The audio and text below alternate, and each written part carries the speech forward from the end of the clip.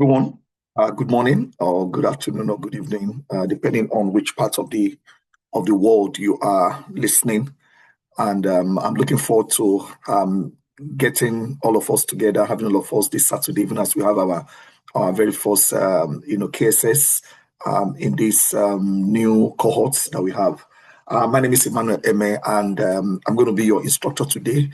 And what I've been doing is to take you through the book Atomic Habits. That's our first book for this year's success attainment program, sponsored, of course, hosted by the Business Professional Ministry of the ICOC. If you haven't already, I would like to encourage you. Maybe you might need to pause this video and go and watch module one. Okay, module one, very, very important. Module one. In module one, I did an overview of the book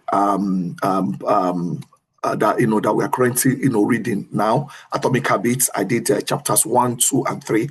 But today we're going to be looking at 4, 5, 6, 7. So it's very, very important. If you haven't viewed module 1, module 2, you can still view it, but it's best if you go ahead and do that. All right. But let us continue and let's see what we're going to learn. So what I'll be doing in the modules, like I started doing already, is to take you through the principles that we found in this book, Atomic Habit. Remember, something is atomic is small, but it is mighty, small and mighty. And in this module, we're going to looking at behavior. Okay, we're looking at modifying your behavior or changing your behavior. Remember, it is not about meeting setting goals. Okay, it's not about setting goals. Goals, yes, we will set goals. It's good to set goals. But beyond setting your goals, in module 1, look at systems. You need to put together a system that will help you to meet that goal. And today, we'll be looking at sight, sound, and environment. Now, what is a cue? A CUE. A cue is a prompt, something that prompts you. And you might be wondering, what has it got to do with meeting my goal? You see, it's all about your behavior. See, behavior begins with a trigger. Think about any behavior you have, any way you behave. It becomes maybe your behavior, you are very rash, or you behave in a very funny way, or it always starts with a cue. So you need what they call a feedback loop that drives it. See, anything you see constantly, anything that comes to you, it affects your behavior. Like if you grow up in a certain place, and I'm going to be talking a little bit more about that. When you see people do things, or if you are in a place where people are yelling and shouting, or where people like dancing, and that is what you see every day, automatically that is what you are going to do. So the very first law of behavior change is to make it obvious. All right. It's not about just meeting your goal. It's you want to have, remember, a behavior change. So what you need to do is to make it obvious. I'm going to, let me, my pen at this time. When you look at a cue, start with it. Something triggers you. Then that thing becomes a craving. For example, if I'm always looking at movies, I'm seeing posters of movies everywhere. There will be a craving. For example, for the past few weeks, few months, I've been seeing all those little snippets of advertisement of this Michael Jackson movie that's coming up in the next three days, I believe. They're going to be showing in the next 3 days, and they keep putting it there. What does it do? It begins to make me. I want to watch it. I want to see it. So when you put something before you, then it's going to trigger. Your brain has a way of triggering something that it sees all the time. Your eye sees. So it's going to trigger a craving. You want to desire. Remember, talk about habit formation. Is the triangle or habit formation. Then your brain automatically, will just trigger a craving. You desire it.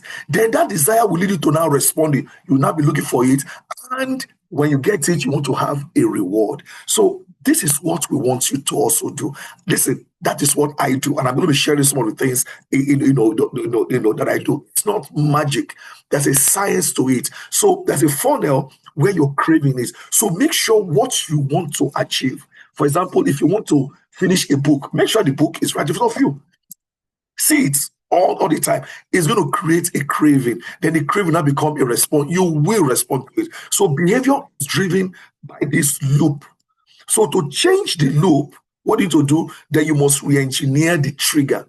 Remember the triangle of knowledge, desire, that you want, and of course opportunity. So if you don't want to behave in a certain way, then take away that that trigger.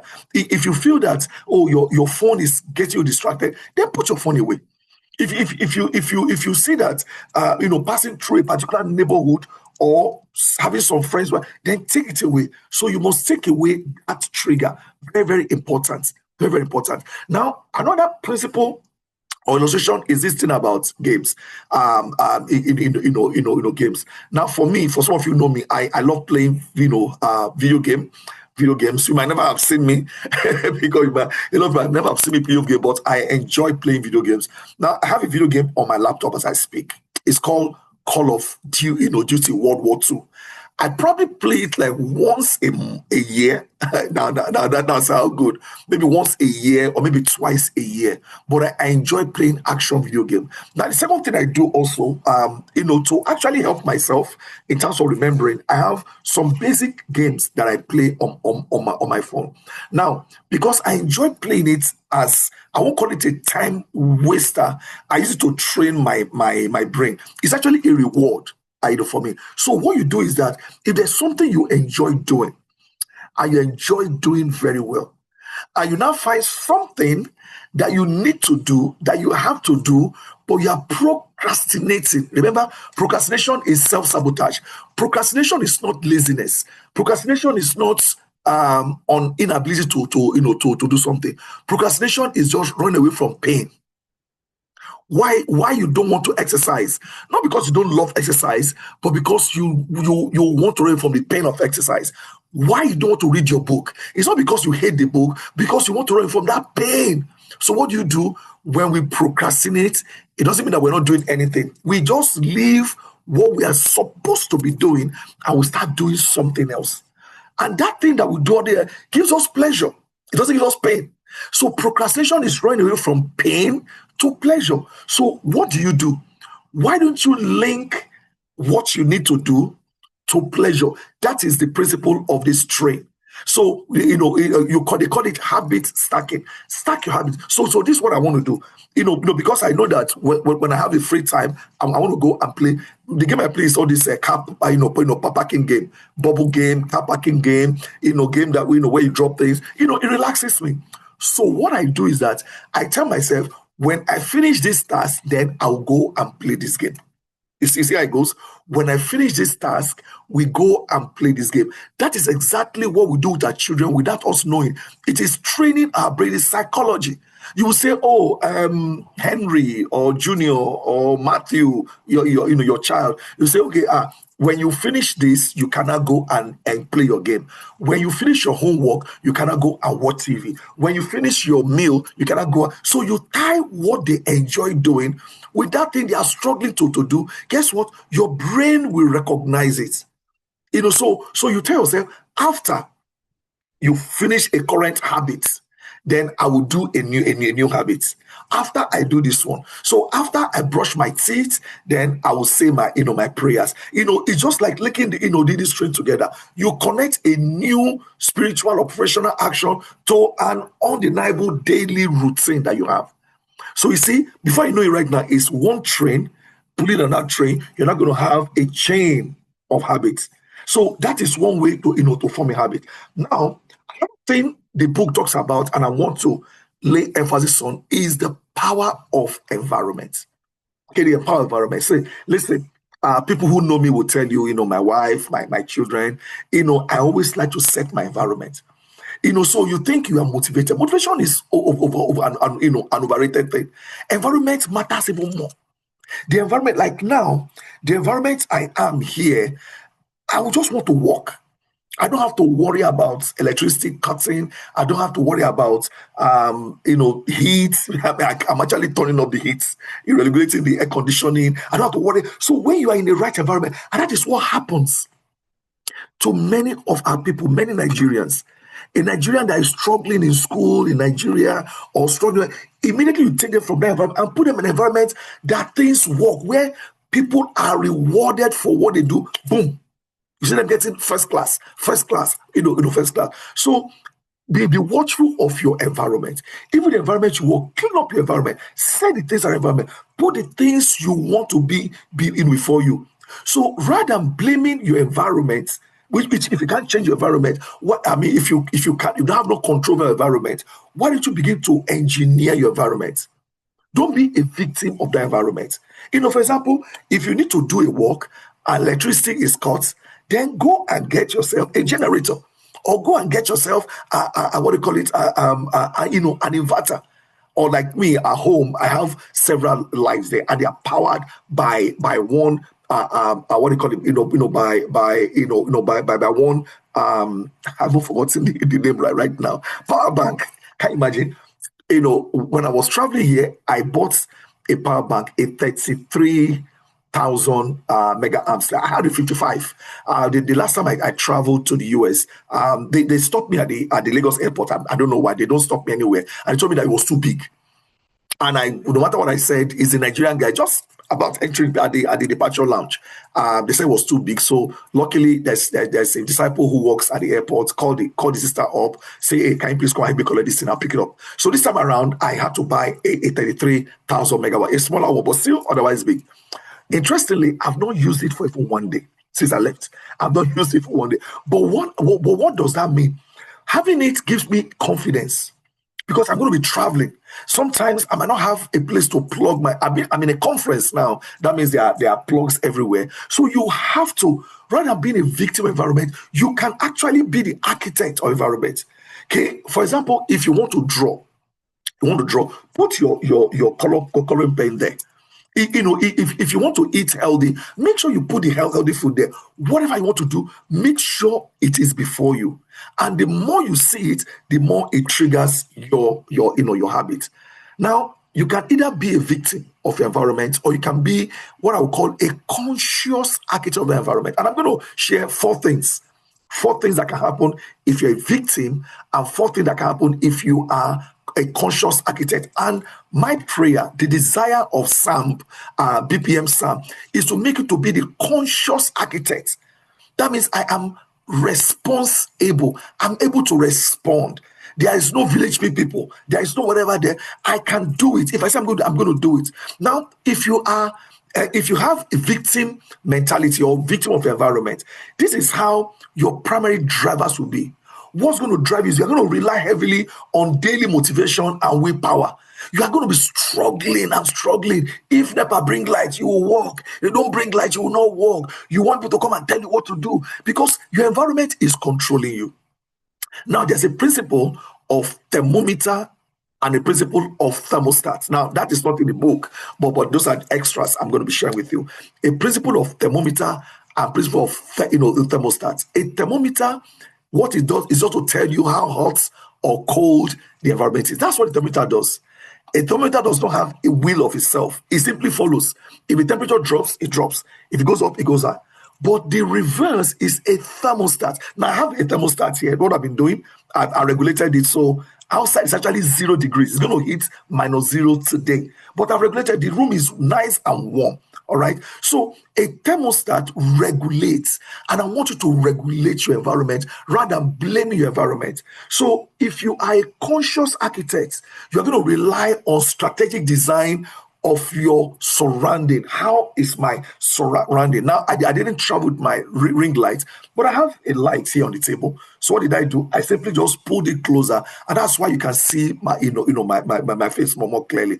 If this light was not there, I have an option. I can go and show this video behind the bed over there where I have the light. And if that light's not there, I can simply face the window that is here. So you have to know your environment so that you don't play victim. Now, the other one is your action plan. For somebody who is a victim of the environment, their action plan will always rely on vague intention. Oh, I will do it. Oh, don't worry, I'll be better. Don't worry, I will try again. Those are vague. Try to do what? But if you're a conscious architect of your future, your what you want. You're going to use specific coordinates in time and location. So I set my time. I know that tomorrow morning I'm going to be leading a devotional, Nigerian time, 5 a.m. But I know that 5 a.m. is going to be midnight here. So I've already set my time that 15 minutes before midnight, I'm going to be set because I'm going to be leading a 5 a.m. devotional. So I'm going to use specific coordinates in time and location, unless I'm flying, unless I'm on the road. But I know I'm stationary. That means I can do it. Now, for somebody who is a victim of his environment, how do they handle obstacle? You are going to handle also by constantly fighting hidden temptations and visual distraction. You're going to say, oh, this one, you are constantly fighting. But there's a psychology that says, whatever you resist persists. Whatever you resist persists. So you are constantly fighting. You are fighting the economy. You are fighting so many things. But if you're a conscious architect, you're going to remove negative visual cues entirely from your space. Like you must have, let me say, if you haven't heard me say, I'm going to say it. I took a decision a while ago that rather than fight the economy or what about the economy, I'm just going to make more money. Because I have no control over dollar and naira. I have no control over it. Well, I'm going to say, God, please, I need opportunity. I'll look out for opportunity so that I can make more money. Then when the economy changes, then it's going to be to my own advantage. If I'm able to make more money, when the economy changes, then I'm going to be able to afford more rather than spending my time on things I have no control over. So that is how you should handle an obstacle, by being able to remove negative visuals. Whatever you resist persists. Whatever you resist persists. For example, if I tell you right now, please don't think of a yellow elephant. Don't think of a yellow elephant. What did you just do? You simply went ahead to think about a yellow elephant. So whatever they say don't do, that's what you're going to do. Even for your children, don't tell them don't do this. Tell them what to do, because your brain has no way of picking and choosing what is right, what is wrong. Whatever you put there is what's going to do. So if you keep putting negative things, you're going to do negative things. So I decide I've made a resolution to put positive things in front of me. Now, what about your spiritual posture? Somebody who's a victim of environment, drifts passively through their daily routine. You see that you're just struggling, just drifting. But when you have a conscious architect, you are going to number your days with extreme intentionality. And I'm going to be talking about that very, very soon. But not to make this video very long, I'm quickly just going to breeze through, not to make it very long. So you need to begin to, guard the visual cues around you. What are the things you see around you? Make sure you don't focus on negative things. So what we see dictates what we crave for. Okay, if you're always exposing yourself to pornography, if you're always exposing yourself to, I don't know, to whatever, that is what you are going to crave, whether good or bad. It can't even be good. If you're exposing yourself to soccer, you're going to begin to crave soccer. If you open a book and all you're looking at is food channel, you're going to crave to want to eat. So let's do what the psalmist says in Psalm 101 verse 3. He said, I will set no worthless thing before my eyes. I will set no worthless thing before my eyes. So remove negative cues from your visual field. That is the most effective way to eliminate bad habits. What you don't see, you don't know. What you don't know, you cannot do. What you cannot do, it can become a habit. So take control of your visual triggers. Make a covenant like Job. Make a covenant with your eyes. There's some things I'm not going to look at. For example, my wife will tell you, I don't watch horror films, horror movies, even some of those horror whatever, it messes me up. So I make sure I don't do it. So let's do some mathematics. I'm going to teach you the mathematics of getting things done. Very, very simple. And that is your implementation intention. So add what I will call your intention. I will. What do you want to will? I will. A, B, C, D. Then add it with when do you want to do it, time. Remember your SMART goal. I will. Don't just be saying I will. Add I will plus time. Then add it plus location. So vain intention will fail. When you're simply just saying I go do am, you go do what? So leaders must abandon, I want to do better, or I'm going to do better. You must abandon that for the extreme structural specificity. For example, I will receive my project brief at 8 a.m. at my office desk. Very specific. Project, what, when, and where. Stack it up. What, when, and where. Don't just simply be saying, oh, what you want to do. Oh, I want to finish a book. I want to finish my master. I want to finish what? Then stack it up. When? Hold yourself accountable. In the book of Psalm, in 90 verse 12, teaches us to number our days that we may gain a heart of wisdom. Okay, true wisdom requires specificity in time, in action, what you want to do. So numbering your days means applying exact coordinates. It's like you are going somewhere, you put your coordinates, I'm going to Yaba, and Google Map will give you the exact coordinate, time, location. It will tell you where you're going to get to that place. He will tell you the obstacle, every single thing. So your spiritual and professional life must be must be followed with obedience. Now I apologize. I'm going very, very fast.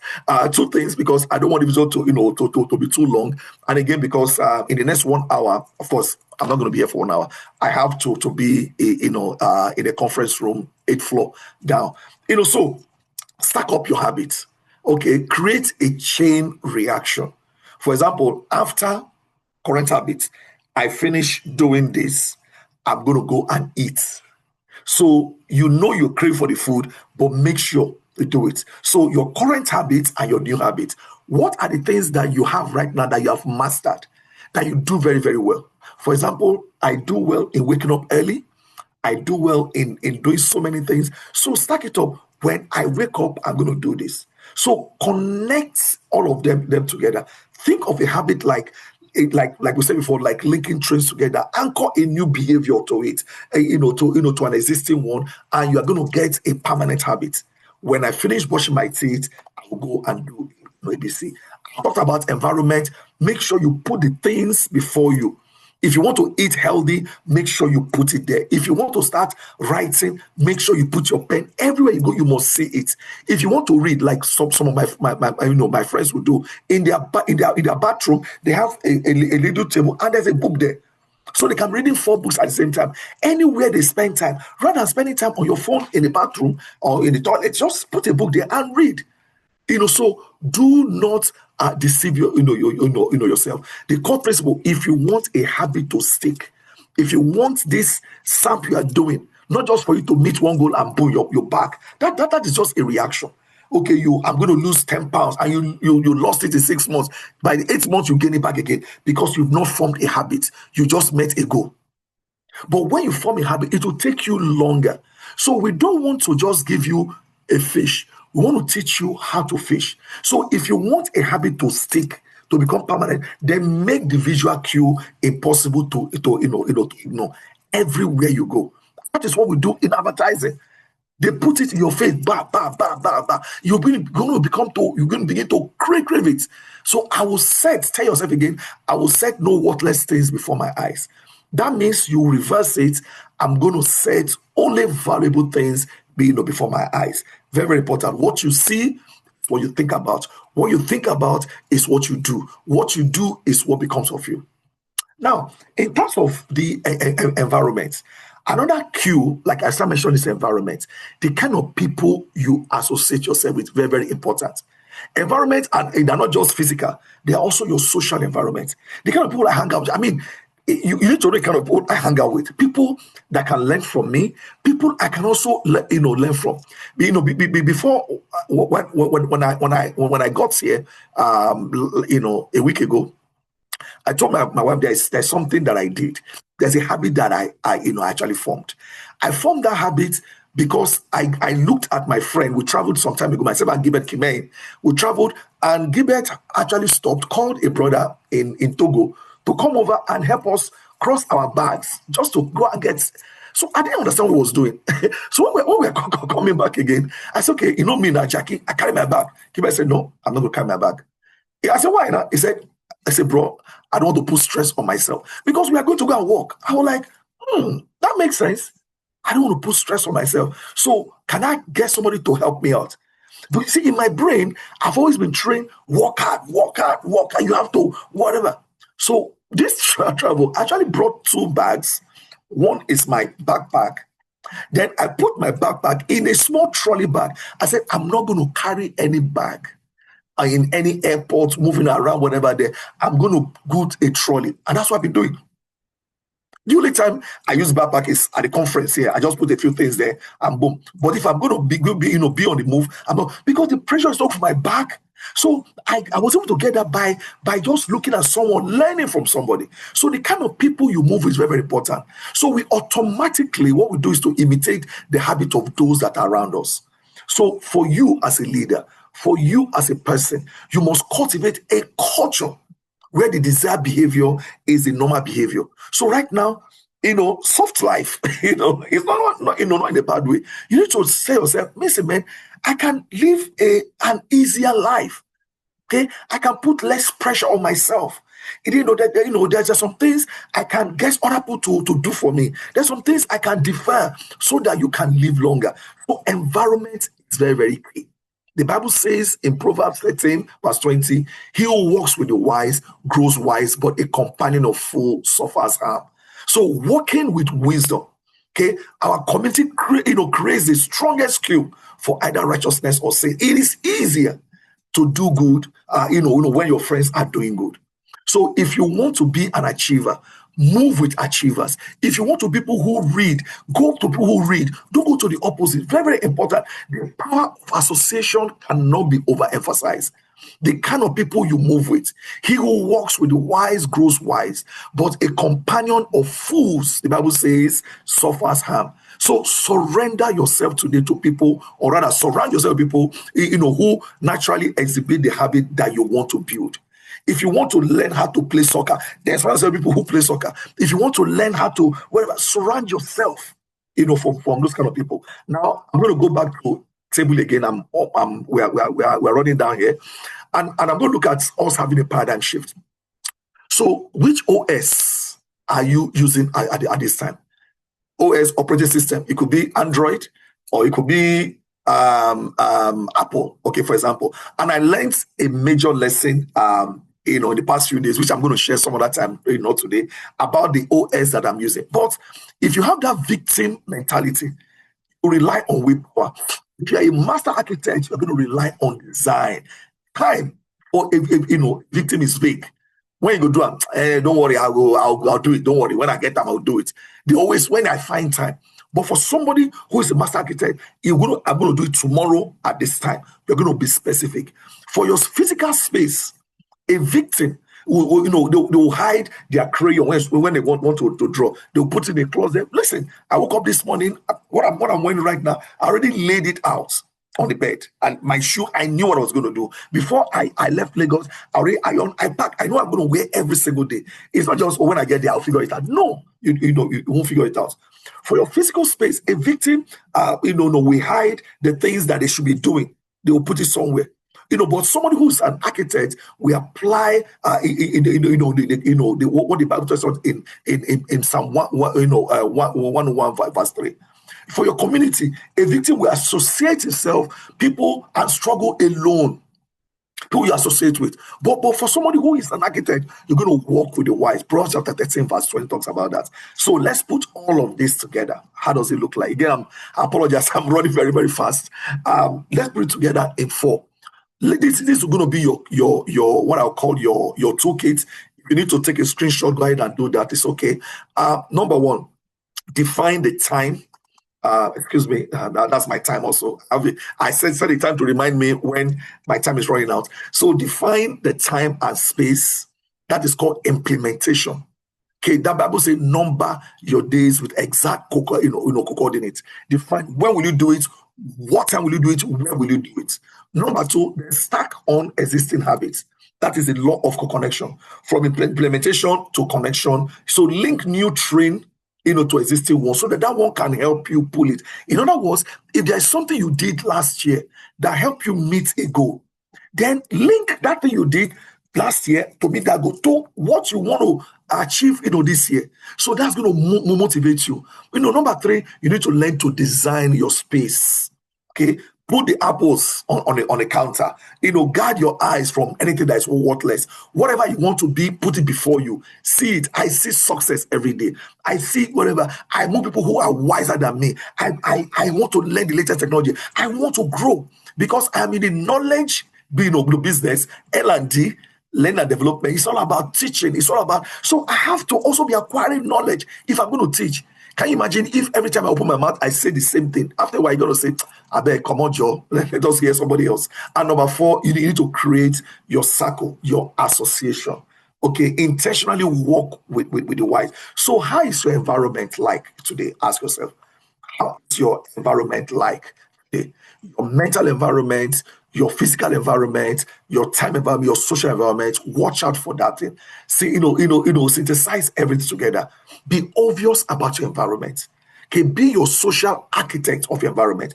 Be obvious, be conscious about the kind of friends you have. Be conscious about where you live. Be conscious about where you walk. Be conscious about things around you. Where would you want to be?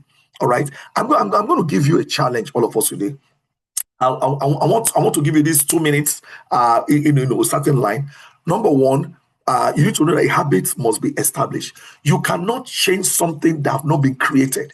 You cannot wash a cup like I have a mug here when there is no mug. So you want to change. What are you changing? So a habit must be established before you can improve it. Oh man, I want to do better. Do better what? You haven't done good. Like good, better, best. Okay, I want to be best. Start from good. Do not redesign your whole life today. Remember, atomic habit is like, I'm going to start just one. So what is that one cue that you will redesign to? Just one cue. It might be waking up in the morning early. And when you wake up, make sure you stand off your bed.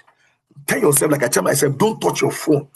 It might be when I'm going to do something, I'm going to put specific things there. So write down the equation, the place, the time, what you're going to do. Write it down. Change your environment. Because success will only come to you when you begin to do the things that's going to bring success. So success is not hidden. Success is actually a design, brothers and sisters. And what's invisible cue will you make obvious today for yourself is what's going to determine it. So that cue will you put before yourself?